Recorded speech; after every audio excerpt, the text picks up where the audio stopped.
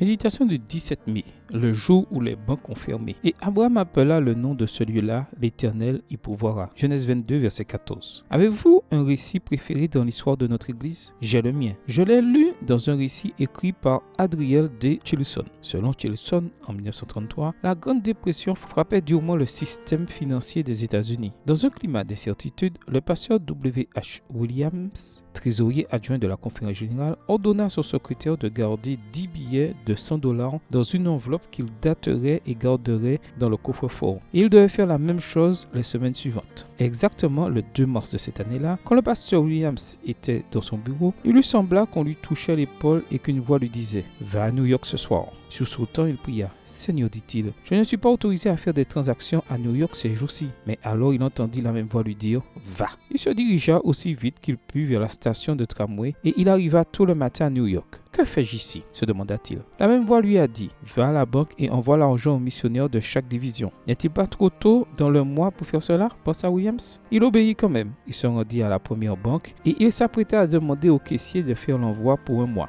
Quand il sentit qu'il devait envoyer le triple de la somme habituelle, les jambes tremblantes, Williams se rendit à la deuxième banque et fit la même opération. Émotionnellement épuisé, il entreprit le voyage de retour à Tacoma Park dans le Maryland. Il raconta que ce vendredi soir-là, il dormit profondément. Au matin de ce sabbat 4 mars, une autre voix le réveilla, celle du crieur public. Toutes les banques sont fermées, toutes les banques du pays ont fermé. Les larmes aux yeux, le pasteur Williams reconnut de qui provenait cette voix et comprit le pourquoi de l'urgence. Après le coucher du soleil, il reçut un appel du pasteur Cho, trésorier de la Conférence générale. La voix angoissée, celui-ci demanda « Avez-vous appris la nouvelle? Comment allons-nous payer les missionnaires ?» Ce que le pasteur Cho ne savait pas, c'est que Dieu était prêt quand les banques ont fermé. Aucun missionnaire n'a cessé de recevoir son salaire. Et les employés de la Conférence générale, eh bien eux non plus. Vous souvenez-vous des enveloppes de $1000 conservées pendant des semaines dans le coffre-fort des bureaux? Prière. Merci, Père Céleste, car quand une porte se ferme, c'est parce que tu en as déjà ouvert une autre. Bonne journée à vous et que le Seigneur vous bénisse.